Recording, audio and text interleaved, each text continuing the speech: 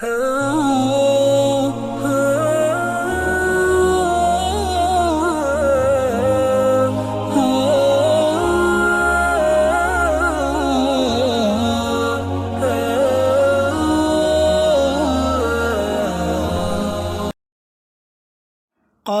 احترام معزز اسلامی ماں اور بہنیں، اللہ تبارک و تعالی ہم سب کو اپنی دین کی مبارک عالی محنت کی نسبت سے دین کی مبارک مجلس میں جمع فرمایا ہے۔ ہمارا جمع ہونا یہ اللہ کے طرف سے بڑا انعام ہے، ایک بڑی نعمت ہے اللہ کے دین کے نسبت پر جمع ہونا۔ پوری دنیا میں لوگ نکاح کے بہانے سے جمع ہوتے ہیں، منگنیوں کے بہانے سے جمع ہوتے ہیں، کسی فنکشن اور پروگرام اور تقریبات کے عنوان سے جمع ہوتے ہیں،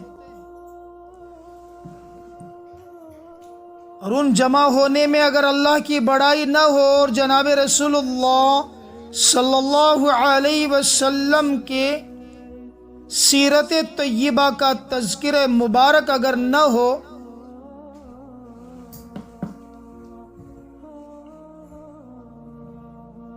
ان تمام کا جمع ہونا آخرت میں افسوس، آخرت میں بڑے افسوس کا باعث بنے گا، سبب بنے گا۔ اس لیے کہ کل قیامت کے دن کسی بات کا خلق اور افسوس نہ ہوگا بجز اس گھڑی کے جس گھڑی میں اللہ کا ذکر نہ کیا ہو۔ اس گھڑی پر بڑا افسوس اللہ کے بندے اور اللہ کے بندیاں آخرت میں کریں گے جس گھڑی میں اللہ کا ذکر نہ کیا ہو، اللہ کو یاد نہ کیا ہو، اللہ کی بڑائی اور اللہ کی تعریف نہ کی ہو۔ ایسی گھڑی کے معاملے میں وہ آخرت میں افسوس کریں گے۔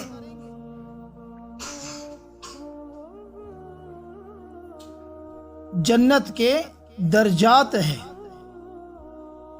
ایک درجہ نیچے والا، ایک درجہ اوپر والا۔ اسی طرح الگ الگ درجے ہیں، ان کے اعمال کے اعتبار سے ان کا وہ مقام ہوگا آخرت میں۔ نیچے کے جنتی کو ایک بہترین خوشبو سونگھنے ملے گی، اور بڑی عمدہ خوشبو ہوگی، بہترین خوشبو ہوگی، اور یہ خوشبو سونگھنے کے بعد جنتی فرشتوں کو پوچھیں گے، او داروغائے جنت، جنت کے گیٹ مین اور واچ مین فرشتوں کو پوچھیں گے جو داروغائے جنت ہوں گے، یہ خوشبو آئی کہاں سے؟ بڑی عمدہ اور بڑی بہترین خوشبو۔ فرشتہ جواب دے گا،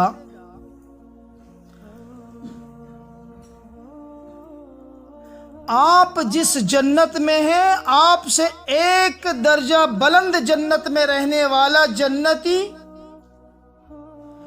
آپ کو جو جنت ملی ہے آپ سے ایک درجہ اونچا جنتی وہ ابھی ابھی ڈکار لیا، اور اس کی وہ ڈکار کی خوشبو ہے جو آپ محسوس کر کے تعجب کر رہے ہیں، اتنی بہترین خوشبو کہاں سے آئی؟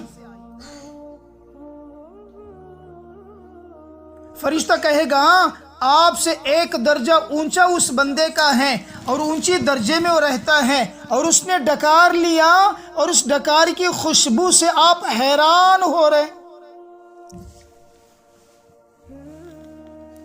نیچے والا جنتی پوچھتا ہے کہ آخر اس نے کون سا ایسا بڑا عمل کیا جسے اس کے ڈکار میں ایسی خوشبو ہے تو غور کرنے کی بات ہے کہ اس کے جنت میں کیسی خوشبو ہوگی۔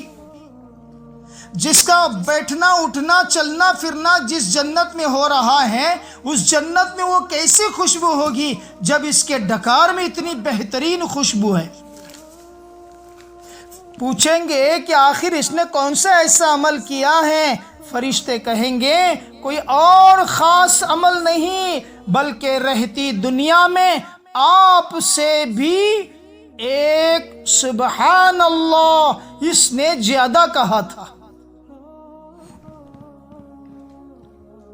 تجھ سے بلند مرتبے پر جو اسے موقع ملا ہے رہنے کا جنت میں، تیری جنت سے اونچے درجے کی جنت جو اسے ملی ہے وہ تجھ سے بھی ایک مرتبہ سبحان اللہ زیادہ کہا ہے، جس کی وجہ سے اس کا وہ مقام، اور تم نے ایک سبحان اللہ کم کہا ہے جس سے تیرا یہ نیچے کا مقام۔ تو پتہ چلا رہتی دنیا میں ایک سبحان اللہ کہنا کتنی بلند چیز ہے، ایک مرتبہ الحمدللہ کہنا کتنی بڑی بات ہے، اور ایک دفعہ اللہ اکبر کہنا وہ کتنی قیمتی بات اور عظیم بات ہے۔ رہتی دنیا میں یہ موقع ہے، آنکھ بند ہونے کے بعد ایک دن میں 50 قرآن بھی پڑھ لیا جائے قبر میں، یہ دنیا کے رہتے ہوئے موقع پر ایک سبحان اللہ اس کے برابر نہیں ہو سکتا۔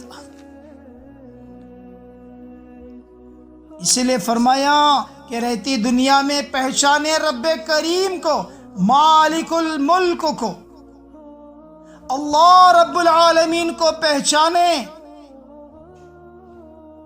جب اللہ کا بندہ یا اللہ کی بندی اللہ کو جب تک پہچانیں گے نہیں تب تک اس کے حکم پر چلنا آسان ہوگا نہیں۔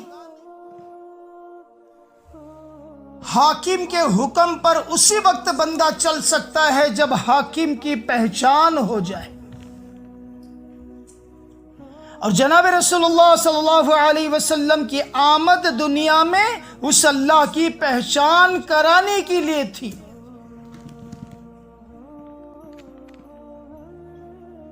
اور اللہ کی پہچان جس بندے اور بندی کو ہو جاتی ہے تو وہ بندہ رات کے اندھیرے میں اس کا حاضر ہونا تصور کرے گا، دن کے اجالے میں اس کا موجود ہونا تصور کرے گا، بازاروں میں اس کا ہونا تصور کرے گا، گھروں میں اپنے گھروں میں اس کا موجود ہونا، رب العالمین کا موجود ہونا تصور کرے گا، اور یہ تصور ہر موقع کے ہر گناہ سے محفوظ رکھے گا، ہر موقع کے ہر گناہ سے اس بندے اور بندی کو محفوظ رکھے گا۔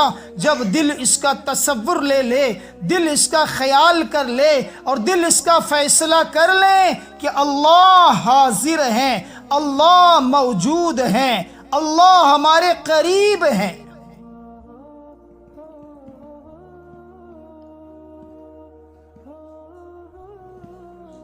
اللہ کو پہچاننا، اللہ کو پہچاننا یہ ہماری رہتی دنیا کی زندگی کا مقصد ہے۔ مقصد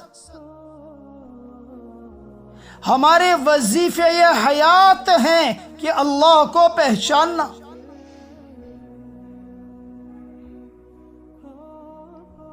کبھی غور بھی کیا ہے، کبھی غور بھی کیا ہے، شوہر کے خوف نے بیوی کو روٹی بگڑنے پر پریشان کر دیا، کھانا پکنے میں مسٹیک ہو گیا تو پریشان کر دیا، کپڑے دھونے میں کپڑوں کی صفائی صحیح نہیں ہوئی تو پریشان کر دیا، گھر کی صفائی اگر ٹھیک انداز سے اور ڈھنگ سے نہیں ہوئی تو پریشان کر دیا۔ کیا بات ہے؟ شوہر کا خوف ہے، شوہر کا ڈر ہے۔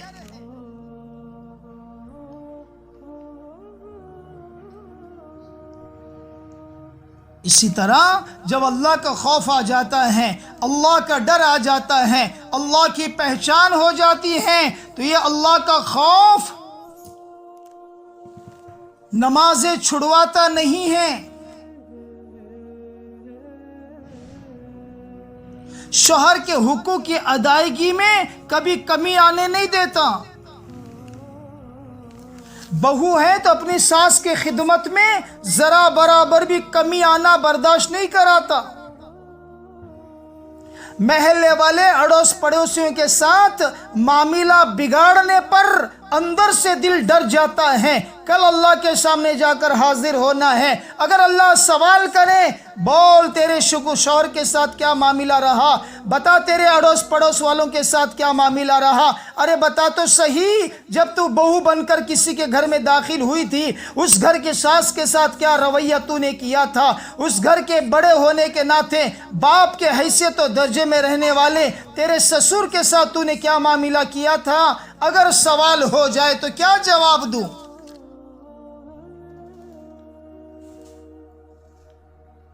آخر ایک دن اللہ کے سامنے حاضر ہم سب کو ہونا ہے، اور اللہ کے سامنے حاضر ہونے کے بعد اللہ زندگی کے ایک ایک لمحات، ایک ایک سیکنڈ اور ایک ایک گھڑیوں کے معاملے میں ہم سے سوال کرے گا کہ بتا تو صحیح کہ رہتی دنیا میں کیا کھیل کھیل کر آیا ہے،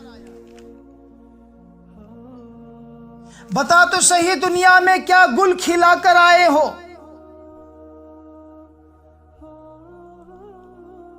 جب تک اللہ کے ان سوالات پر معقول جواب نہ دیں گے تب تک محشر سے قدم نہیں ہٹیں گے، ایک انچ کے برابر بھی جگہ سے ہٹ نہیں سکتے، اسی لیے فرمایا انسانوں کی زندگی حقوق کے ادائیگی کا مجموعہ ہے، انسانوں کی زندگی حقوق کے ادائیگی کا مجموعہ ہے، ایک ہے اللہ کے حقوق جس کو حقوق اللہ کہتے ہیں، ایک ہے مخلوق کے حقوق جس کو حقوق العباد کہتے ہیں۔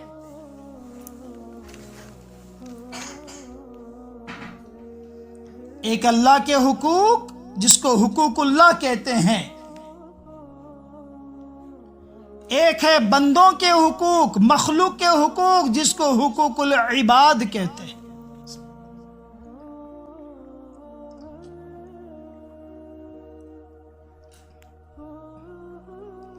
لکھتے ہیں کتابوں میں علماء اللہ کے حقوق میں اگر کمی ہو جائے اللہ بڑے غفور الرحیم ہیں، اللہ بڑے ستار العیوب ہیں، اللہ بڑے غفار الجنوب ہیں، اللہ بڑے رحیموں کے رحیم اور کریموں کے کریم، کرم کا معاملہ فرما دیں گے، رحیمی کا معاملہ فرما دیں گے، مگر بندوں کے حقوق میں اگر کوئی کمی رہ گئی، مخلوق کے حقوق میں اگر کوئی کمی رہ گئی، اس کا حساب بھاری پڑ جائے گا، اس کا حساب بھاری پڑ جائے گا۔ مخلوق کے حقوق کی کمی آخرت میں بہت بڑا مسئلہ بن کے رہ جائے گا۔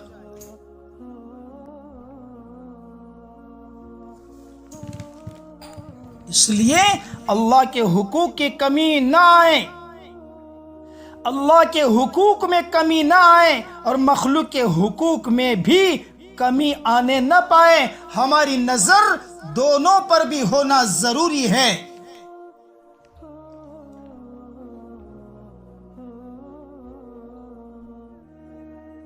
ایک ہے اللہ کے حقوق، ایک ہے اللہ کے حقوق۔ رات کا اندھیرا ہو، دن کا اجالا ہو، سفر میں ہو، حجر میں ہو، بازار میں ہو، گھر میں ہو، جنگل میں ہو، بستی و شہر میں ہو، پورے دنیا کی کسی خطے کسی کونے میں کیوں نہ ہو، وہاں اللہ کو حاضر ناظر سمجھ کر اللہ کی فرما برداری اور اللہ کی بندگی کے ساتھ اپنی زندگی کو پورا کرے۔ اللہ نے جن باتوں کو حرام کہا ہے اس سے پوری طرح اپنے آپ کو بچائے رکھے۔ اللہ نے جس کاموں کو حلال کہا ہے چاہے جتنی بھی تکلیف کیوں نہ ہو ان کاموں کو پوری طرح اپنائے اور پوری طرح ادا کرے۔ اللہ کی بندگی کے ساتھ اللہ حرام کردہ چیزوں سے بچتے رہے، اللہ حرام کردہ چیزوں سے بچتے رہے، اللہ حلال کردہ معاملوں سے اور چیزوں کو پوری طرح اپناتے رہے، عمل کرتے رہے۔ یہ ہے حقوق اللہ، یہ ہے حقوق اللہ۔ اور حقوق العباد،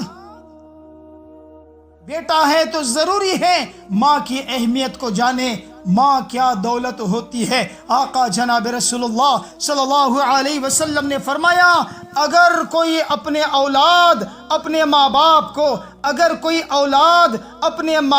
کو ایک دفعہ محبت بھری نظر سے دیکھ لیتے ہیں اللہ ان کے لیے جنت میں 2 دروازے کھول دیتے ہیں۔ یہ مقام ہے والدین کا، جن کو محبت سے ایک نظر دیکھ لیا ان کے لیے جنت میں 2 دروازے کھل گئے۔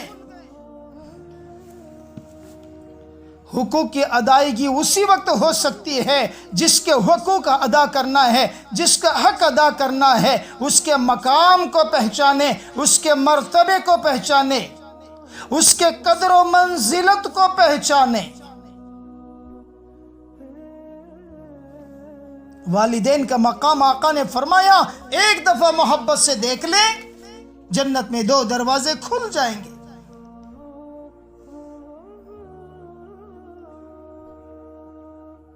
حضرت علی رضی اللہ تعالی عنہ کہتے ہیں اگر کوئی اولاد اپنے ماں باپ سے آپس میں گفتگو کرنے لگ جائے، آپس میں بات چیت کرنے لگ جائے، دور سے دیکھنے والے اجنبی بندے کو ایسا محسوس ہو کہ کسی ظالم اور جابر بادشاہ کے سامنے ایک فقیر غریب گفتگو کر رہا ہے، ایسا نظر آئے۔ ماں باپ کے مقام و مرتبے کو مد نظر رکھ کر فرمایا کوئی بیٹا اپنے باپ سے بات کر رہا ہے، کوئی بیٹی اپنے ماں سے بات کر رہی ہے تو ایسا انداز ہو دور سے دیکھنے والے کو پتا چلے جابر ظالم بادشاہ کے سامنے ایک فقیر غریب بات چیت کر رہا ہے۔ اکڑ کے بات نہیں کرتا وہ فقیر ظالم بادشاہ کے پاس، سینہ چوڑا کر کے بات نہیں کرتا، سر اٹھا کر بات نہیں کرتا، ٹھینگی آواز میں بات نہیں کرتا، جھڑکنے کے انداز میں بات نہیں کرتا۔ بڑی عاجزی ہوتی ہے، بڑی انکساری ہوتی ہے، بڑی تواضع پن ہوتا ہے، بڑا نرم پن ہوتا ہے۔ تو بتایا کیا مقام ہے اولاد کے لیے اپنے ماں باپ کے حق میں۔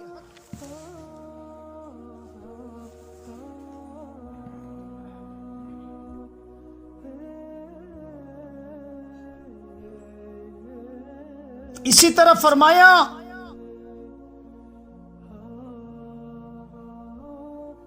بیوی کو اپنے شوہر کے حقوق کے معاملے میں کہ شوہر کا کیا مقام ہے، شوہر کا کیا مرتبہ ہے، شوہر کے حقوق کو کس طرح ادا کرنا ہے۔ آقا جناب رسول اللہ صلی اللہ علیہ وسلم فرماتے ہیں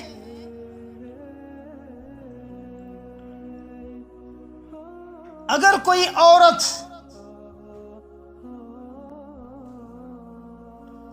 رات بھر نمازوں میں مشغول اور دن کے سارے گھڑیاں روزے کی حالت میں، صبح و شام قرآن مجید کی تلاوت میں مشغول، صدقہ خیرات میں کوئی کمی نہیں کی، اگر اس کے اعمال کو دیکھا جائے تو آخرت میں سب سے زیادہ بلند مقام و مرتبے والی یہی عورت ہوگی، مگر افسوس اس کی موت اس حال میں ہوئی، اس کی موت ایسی حالت میں ہوئی جب اس کا شوہر اس سے ناراض تھا، جب اس کا شوہر اس سے ناراض تھا، اس کا شوہر اس کے حق میں اطمینان نہیں تھا،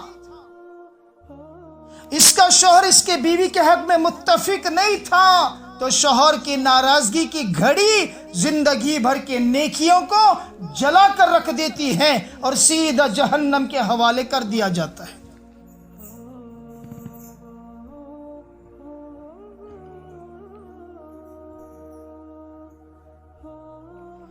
بتایا کہ شوہر کے حقوق کو ادا کریں، شوہر کے مقام کو جان کر، شوہر کے مرتبے کو جان کر۔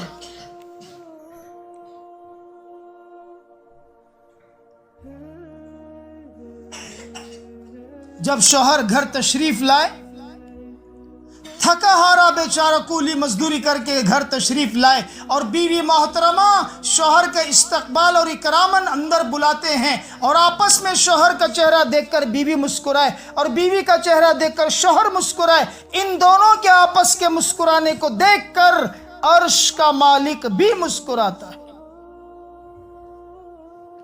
عرش کا مالک بھی مسکراتا ہے۔ کیا مقام ہے آپس میں ایک دوسرے کا، کیا مرتبہ ہے ایک دوسرے میں، آپس میں ایک دوسرے کا، کہ اللہ بھی مسکراتا ہے زمین پر ان کے آپس کے مسکرانے کو دیکھ کر۔ کتابوں میں لکھا ہے کل قیامت کے دن کوئی اللہ کا بندہ زمین سے لے کر عرش تک نیکیوں کا خزانہ لے کر اللہ کے بارگاہ میں پہنچا ہے، زندگی بھر کے ہر لمحات اللہ کی بندگی کے ساتھ زندگی گزارا ہے، جنت میں بڑا بلند بڑا مقام اس کو ملنے والا ہے، آخری موقع پر اللہ اس بندے کے بیوی کو بلایا جائے گا،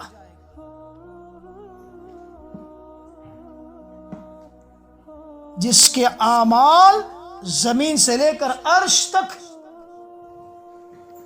پوری زندگی میں کوئی ایک نیکی نہ چھوڑا ہو، اس کے مقام کا کیا کہنا، اس کے مرتبے کا کیا کہنا، اس کے بلند رتبے کا کیا کہنا، مگر آخری گھڑی میں اللہ اس کی بیوی کو بلا کر پوچھے گا، بتا تو صحیح کیا تیرے ساتھ اس کا سلوک تھا، کیا تیرے ساتھ اس کا معاملہ تھا، زندگی بھر تیرے ساتھ اس نے کیا رویہ پیش کیا۔ اللہ نہ کرے، اللہ نہ کرے، اللہ نہ کرے، اگر بیوی کہے گی اے مالک رب کریم، نیکیاں تو ڈھیر سارے جما لیا ہے، نماز روزوں میں کبھی کمی نہیں کی، صدقہ خیرات میں بھی آگے کے سب میں رہتا تھا، مگر میرے ساتھ اس کا سلوک ٹھیک نہیں رہا، مگر میرے ساتھ اس کا رویہ اچھا نہیں تھا، اس کی بیوی کے یہ دو جملے سارے نیکیوں کو جلا کے رکھ کر دیں گے اور اسے دھکے مار کر اوندے منہ جہنم میں پھینک دیا جائے گا۔ اگر شوہر بیوی کے حقوق کی ادائیگی میں غفلت کرے گی تو یہ سجدے کام نہیں آئیں گے، یہ روزے کام نہیں آئیں گے، یہ زکوٰۃ دینا کام نہیں آئے گا، یہ حج کرنا کام نہیں آئے گا، یہ صدقہ خیرات کام نہیں آئیں گے، یہ غریبوں کو کھلانا پلانا کام نہیں آئے گا۔ ٹھیک اسی طرح اگر شوہر بیوی کے حقوق کی ادائیگی میں اگر کوئی کمی کر جائے، کوئی غفلت کر جائے تو آخرت میں خون کے آنسو رونا پڑے گا۔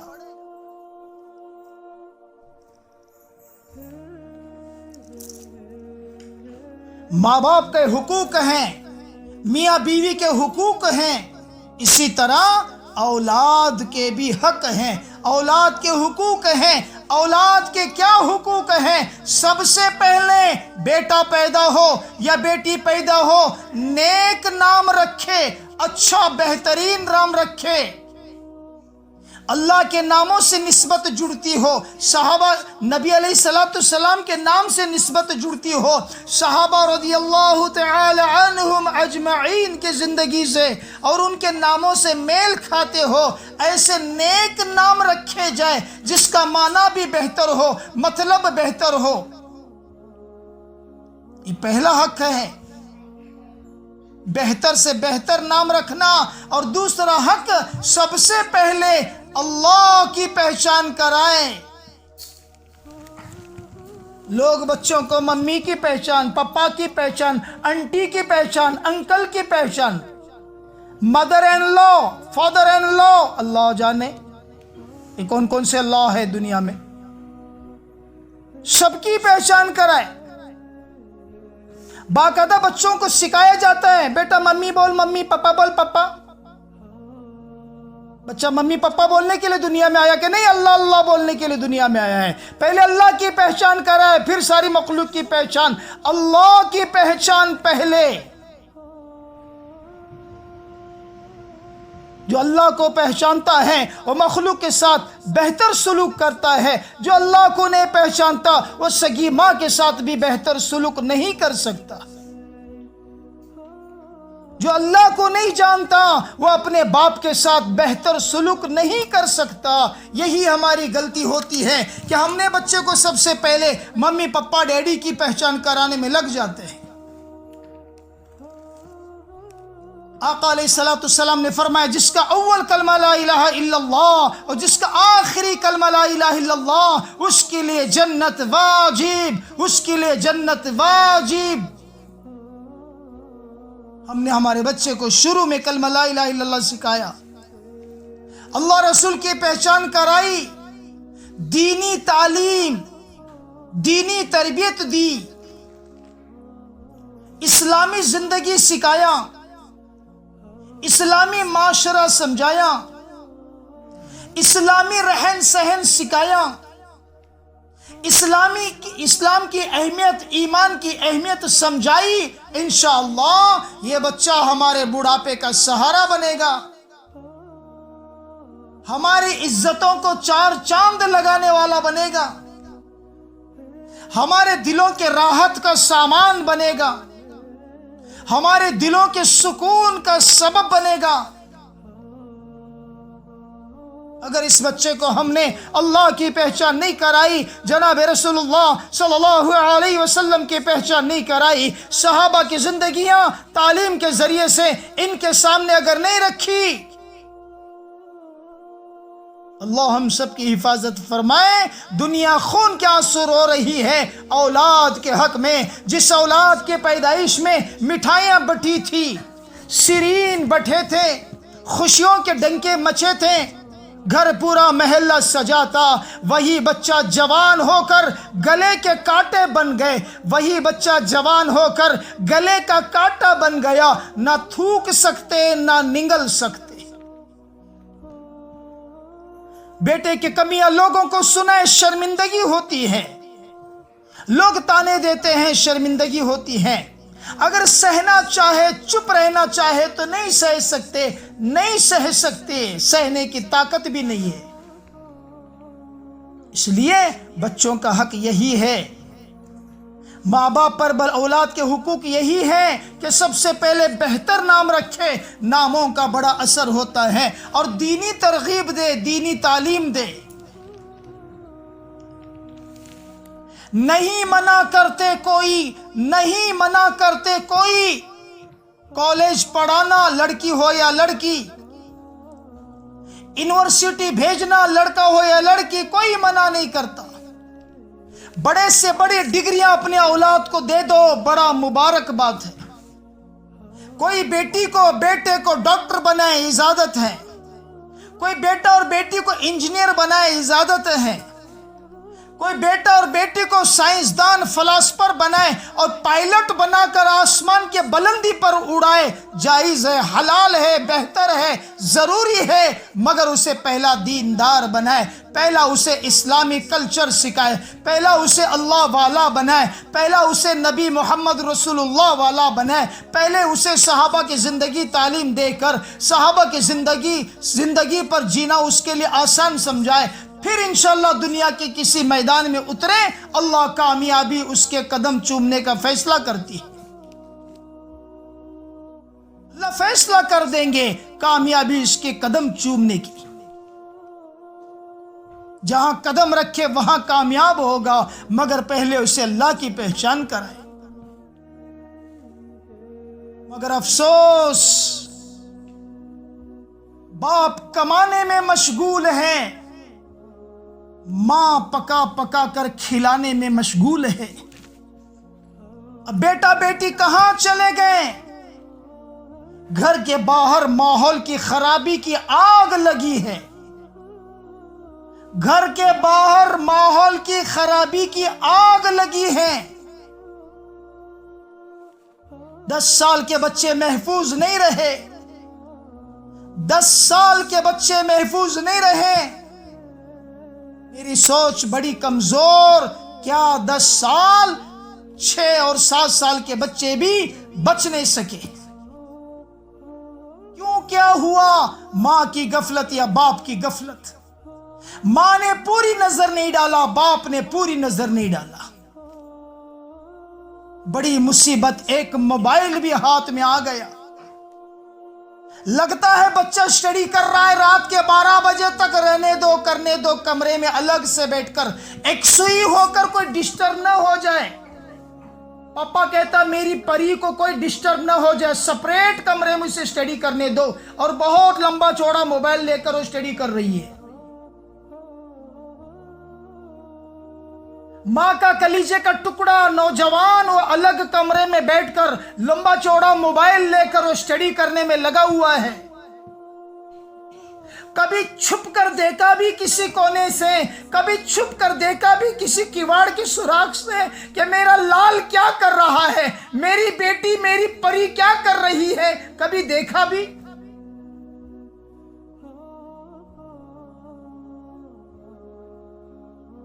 ظالم اور دشمنوں نے ہمارے نوجوانوں کو اور بچوں کو برباد کرنے کے لیے موبائل ہمارے ہاتھوں میں پکڑا دیا ہے۔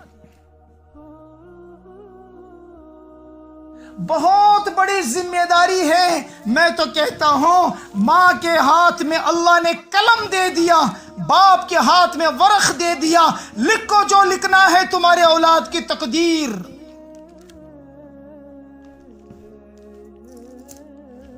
قلم ماں کے ہاتھ میں دے کر، باپ کے ہاتھ میں پرچہ دے کر کہہ دیا لکھو جو لکھنا تمہارے اولاد کی تقدیر۔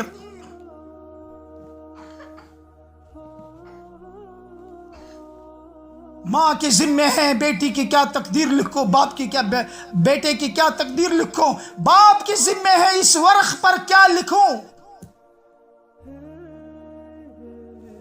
تھوڑی سی غفلت آگے چل کر پریشان کر دے گی، اس لیے ضروری ہے ہم ضرور اپنے کاموں میں مشغول رہیں گے، مگر بیٹی اور بیٹے پر ضرور نظر رکھیں گے۔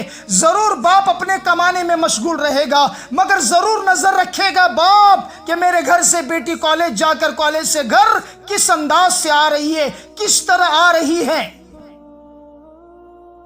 اور جس کالج میں، جس ہائی اسکول میں بچے کو پڑھا رہا ہوں، وہ کالج کس ڈھنگ کی ہے، وہ ہائی اسکول کس ڈھنگ کی ہے۔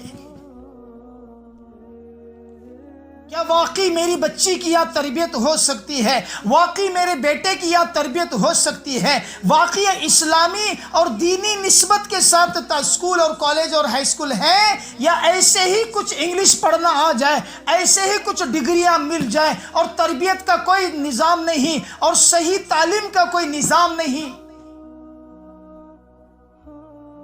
بعض کالج اور بعض ہائی اسکول تو اللہ سے ہٹانے کی محنتیں کوششیں ہوتی ہے۔ رسول اللہ کی عظمت اور اہمیت دلوں سے نکالنے کی کوشش ہوتی ہے۔ ان کے دلوں سے ماں باپ کی عظمت اور قیمت کو بھی نکالا جاتا ہے۔ ان کے دلوں میں آزاد زندگی گزارنے کا ڈھنگ سکھایا جاتا ہے۔ اس لیے ضروری ہے ہر ماں کی نظر ہر وقت اپنے بچوں پہ لگی رہے، ہر باپ کی ہر وقت نظر اپنے اولاد پر لگے رہے۔ دال روٹی کھا کر جئیں گے، گھی روٹی کی لالچ میں بچوں کی زندگیاں تباہ ہونے نہ دیں گے۔ جھوپڑے میں رہ کر جی لیں گے، بنگلوں کے لالچ میں بیٹی اور بیٹے کی زندگی کو تباہ ہونے نہیں دیں گے۔ خود پھٹے پرانے کپڑے میں جی لیں گے، مگر بہتر سے بہتر فیس دے کر، زیادہ سے زیادہ فیس دے کر اچھے سے اچھے اسکولوں میں پڑھائیں گے، جہاں دین بھی ملتا ہو، دنیا بھی ملتی ہو۔ تلاش کرنے پر کیا نہیں ملتا؟ دنیا میں ایسی پرائمری ہے جہاں دین اور دنیا دونوں ملتی ہے، ایسے ہائی اسکول ہیں جہاں دین اور دنیا دونوں ملتی ہے۔ اگر ایسی کوئی جگہ نہ ملے، چھوڑ دو ان ہائی اسکول اور کالجوں کا چکر، ان بچوں کو مدارس میں ڈال کر ان کو اللہ کی پہچان کرا دو، ان کو دیندار بنا دو۔ ان کی دینداری ان کو ایک دن مالدار بنا کے رکھے گی، ان کی دینداری ایک دن ان کو مالدار بنائے گی، ان کو فقیر بننے کبھی نہیں دے گی۔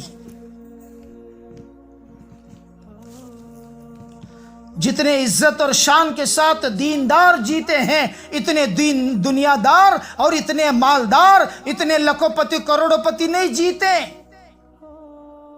جتنی عزت ان کے قدموں میں گرتی ہے، اتنا دنیا داروں کے قدموں میں نہیں آتی۔ اس لیے میری مائیں بہت زیادہ ضروری ہے کہ ہم اپنے کاموں میں مشغول تو رہیں گے، مگر ہر وقت ہمارے بچوں پر ہماری نظر ہو۔ اس کے لیے چاہیے کہ ہم اپنے گھروں میں روزانہ کم از کم آدھا گھنٹہ تعلیم بچوں کو سامنے بٹھا کر کریں۔ ہمارا ایک نظام بنے ہمارا گھروں میں کہ تہجد میں جاگتی ہو، میرے بچوں کو بھی جگا کر میں اپنے ساتھ میں نماز پڑھا لوں۔ 7 سال کا بچہ ہو گیا تو اسے ترغیب دینا شروع کرو، اسے تاکید کرنا شروع کرو۔ لڑکا ہو تو مسجد روانہ کرو، بچی ہو تو اپنے ساتھ میں لے کر نماز پڑھاؤ۔ 3 سال گزر گئے، 10 سال کا ہو گیا، اگر بیٹا مسجد نہیں جاتا تو آپ کا حق ہے، آپ کو حکم ہے کہ آپ لکڑی سے مار کر اس بچے کو مسجد بھیجو۔ آپ علیہ السلام کی سنت ہے گھر میں کوڑا لٹکائے رکھنا، گھر میں لکڑی لٹکائے رکھنا۔ بیٹا اللہ کی نافرمانی کرے، اس کوڑے اور لکڑی سے اسے سبق دینا۔ 10 سال کا بیٹا ہو گیا تو مار کر مسجد بھیجو، 10 سال کی بیٹی ہو گئی تو لاٹھی سے مار کر اسے نماز پڑھاؤ۔ بچپن کی عادت 55 سے لے کر اس کے قبر تک پہنچتی ہے۔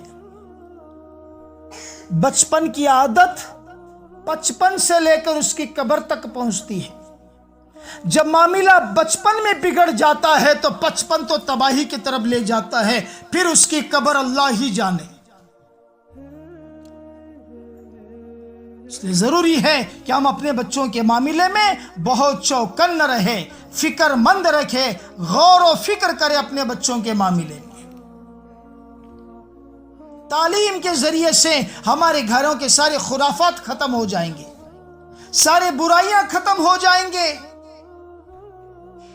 اس لیے ضروری ہے روزانہ ہم اپنے گھروں میں تعلیم ضرور کریں، کسی دن ہمارے تعلیم والا عمل نہ چھوٹے۔ یہ تعلیم کا مبارک عمل ہے۔ بڑے سے بڑے شرابیوں کو اللہ نے ولی بنایا ہے، بڑے سے بڑے چور اور ڈاکوؤں کو اللہ اپنے فضل سے ولی بنایا ہے۔ یہ تعلیم کا مبارک عمل کا صدقہ ہے۔ تعلیم والے عمل کو ہلکا نہ سمجھو، معمولی نہ سمجھو، لکھ کر لے جاؤ میرے پاس۔ جس گھر میں قرآن کو کھولا نہیں جاتا، جس گھر میں حضور کی حدیث مبارک کو کھولا نہیں جاتا، اس گھر میں کوئی خیر کی امید نہیں کر سکتے،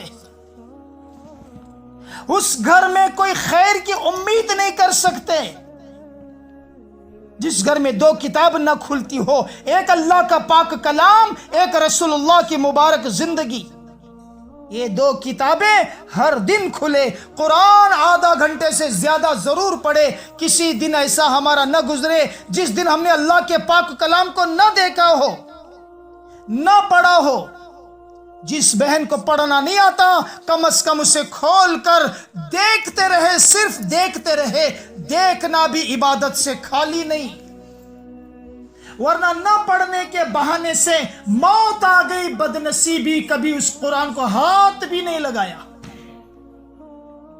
نکاح کے دن باپ پہلے سے بھیج دیا سسرال، اور لا کر جس محراب میں رکھے، جس طاق میں رکھے، دھول پر دھول اس پر پڑتی رہی۔ جب گھر کو صفائی کرنا ہوا تبھی اس کتاب کو بھی جھاڑ کے جھٹک کر دوبارہ رکھ دیے۔ پھر وہ قرآن دعا کرتا ہے کہ کوئی میت ہو جائے تاکہ مجھے یہ پڑھنا شروع کرے، اور جس دن میت ہوگی اس دن کھولیں گے۔ روزانہ قرآن کی تلاوت لازم، روزانہ فضائل اعمال کی کتاب کا پڑھنا لازم سمجھ لو۔ اپنے بچوں کی تربیت چھپی ہوئی ہے، اپنے گھر کے بڑے مرد حضرات کی ہدایت ان کتابوں میں چھپی ہوئی ہے۔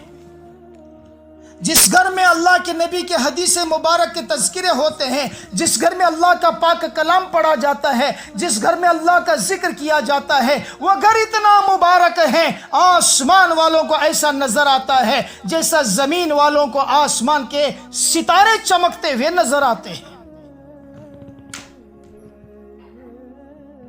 کل قیامت کے دن سجدوں کے نشانات چمکیں گے، جیسے ستارے چمکتے ہیں اسی طرح یہ گھر بھی چمکتے ہیں جس گھر میں کثرت سے سجدے ہوتے ہیں۔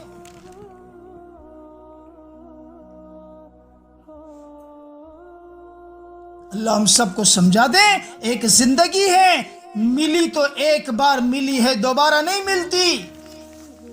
یہ زندگی سنہری موقع اور سنہری گھڑی ہے، ایک بات ہاتھ سے چھوٹ جائے گی، ایک بار ہاتھ سے چھوٹ جائے گی، دوبارہ یہ زندگی نہیں ملتی۔ اگر بنانا چاہے ایک دفعہ ملی ہے، اس کو سجا کر رہیں گے، اس کو سور کر رہیں گے، اس کو مزین کر کے رہیں گے اللہ کے احکامات کے ساتھ اور نبی علیہ السلام کے سنتوں کے ساتھ۔ وہ گھر قبرستان ہے، وہ گھر ویران اور کھنڈر گاہ ہے جس گھر میں اللہ کا کلام پڑھا نہیں جاتا، آقا جناب رسول اللہ صلی اللہ علیہ وسلم کی حدیث کی تعلیم نہیں ہوتی۔ اور اسی